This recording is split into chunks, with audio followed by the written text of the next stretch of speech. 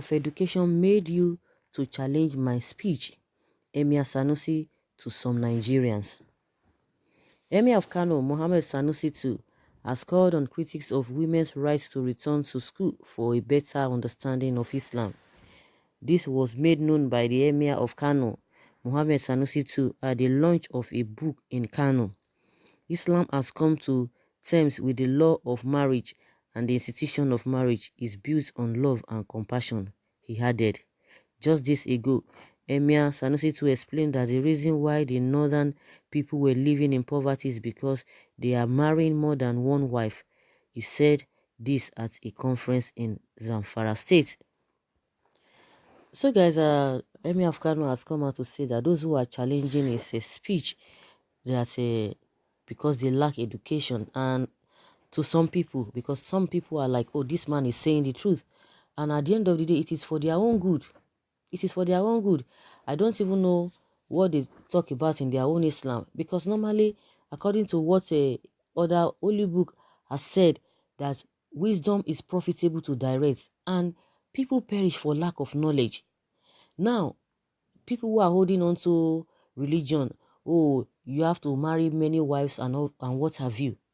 And according to what they said, even in their holy book, saying that if you can afford it, if you can afford it, and you can take care of the children, take care of the people you are bringing into the world, good and fine. That makes sense.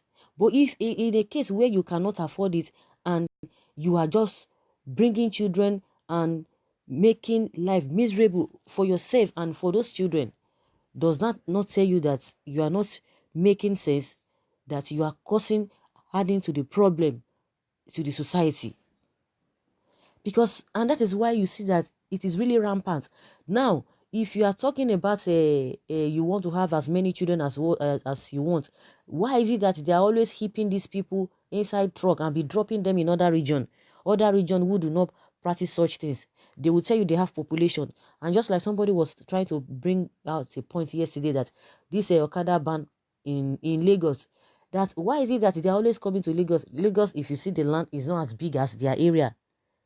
They always brag, they have the numbers, they have the this. When election time comes, that is what they're always bragging at. They have the number. They will tell you some people don't know how to play politics, even when you know that a lot of secrecy surrounding the election time, the underage voting, it's rampant there. All manner of things. We see the way things are being done over there. They boast about their land, their massive land. They boast about their population.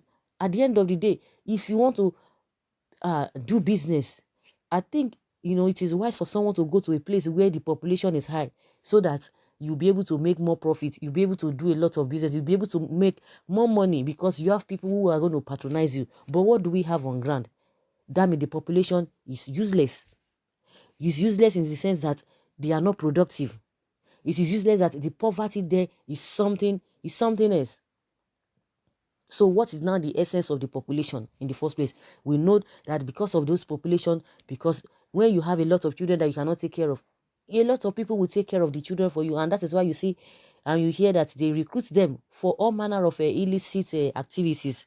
So tell me, is there sense in that? This man has been coming out to say, do this, so that it will be better for you. You yourself, you will help in curbing all the vices that are happening in that region. No, they say no, that you should go and sit down. And I could remember when some people were talking during after the 2019 election that they never knew. Some people never knew that these people really have a they have a covenant with a poverty, because they love it. It is their way of life. And it is this man, this is Sanusi, the Emir, is the only man in the wilderness who is crying, who is talking. The ones the ones that have been mandated to lead the people, they are playing lip service. They are the ones who are supposed to take care of these people. But what do? They don't do anything. But I could remember when, even when all of them, they are the same, but when this man, Rochas Okorocha, of course, you know that he has his own flaws as well. When he was speaking on the floor of the Senate, that talking about the extent at which lack of education and what have you has been dealing with the region, the region and poverty and what have you. One of the governors came out and said, no, why would Okorocha be saying such a thing? That even if he wants to say such a thing, must he say it on the floor of the Senate?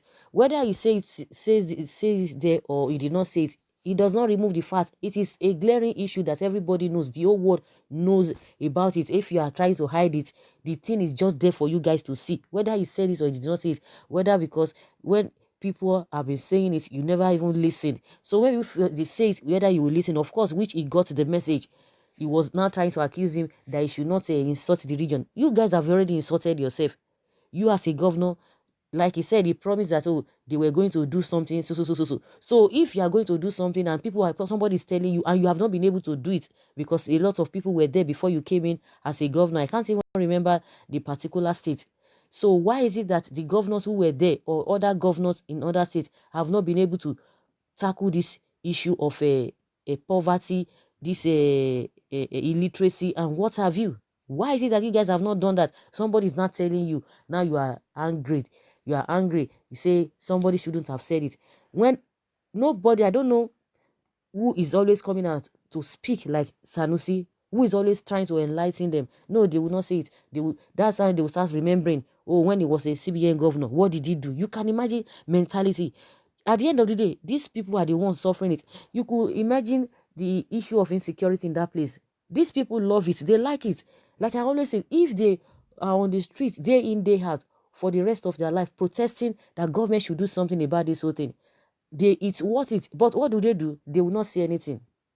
They will not say anything. They are the ones that will be covering their leaders. Oh, and people who have a low mentality will be comparing themselves, their own region, to them. That can't you see that these people, they don't attack their leaders. They don't criticize their leaders. That why is it that some people are criticizing their leaders? And the question is that they are not criticizing their leaders, and at the end of the day, you are the one that will be pitying them for what is happening in their region because they are suffering.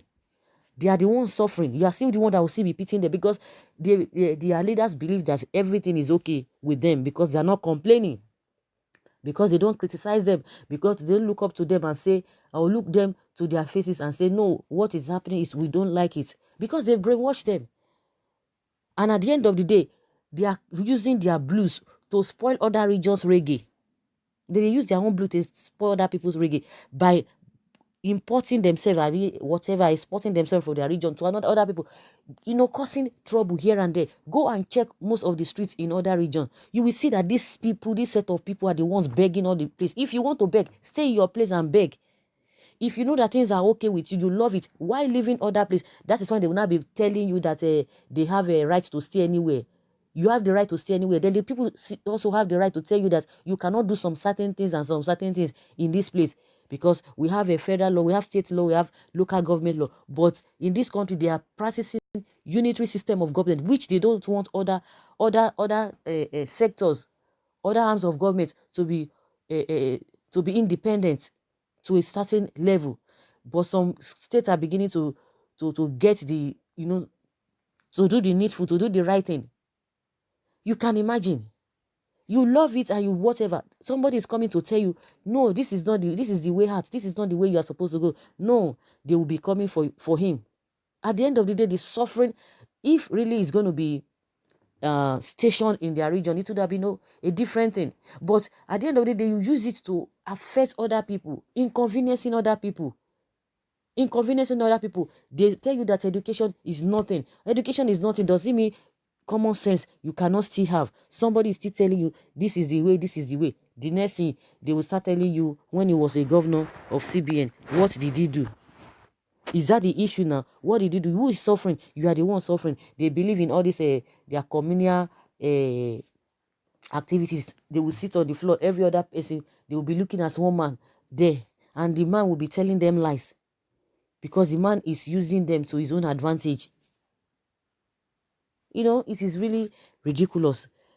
It is really, really ridiculous. Why some people will like, what kind of people are these? Why are these people reasoning in this manner? So that is what it has already degenerated to. And people are saying, yes, truth is bitter. The man has said the truth, but they will never listen. Emir Sanusi is the great man. And someone is saying the talkative Emir at it again, that his mouth will soon hit you up. They say your mouth will soon eat you up. And someone say you lack manners and respect for elders. Really, who are the elders? They are not any anymore. Someone say you people don't like the truth. How can someone with good income marry 2, 3 wives? Somebody without a good, or even without good income. I think that's what this person is trying to say here. Someone say Ganduje is enough for you. Poverty and rich is from God. Talkative. That's what somebody is saying here. Someone say look at yourself in the mirror. Emir is educating you. You are abusing him. Continue. You will realize soon. Don't worry. Someone says Sanusi, leave them. They will still use their tongue to count their teeth. Most of the educated Muslims don't marry too. You can imagine. Don't give up on educating us, my Emir, no matter the critics, because we are blind. God bless you, sir. Can you imagine, as an Islamic scholar and educated man, saying this, like riches and poverty is in the hand of an individual, not God? Truth is bitter and must be told. Intelligence is far more than education. Who refuse to educate them is people like you. Emir Sanusi, I pity you too much. You can see that you are among useless amajiris that can never accept the truth. They are being blindfolded by their fake religion that instructs them to even permit them to marry a 9-year-old girl. So guys, what do you really think? The man has come out to say those who are really accusing or challenging his speech, that's because they lack education. Some people who are criticizing him. So leave your comments below and let's hear your take.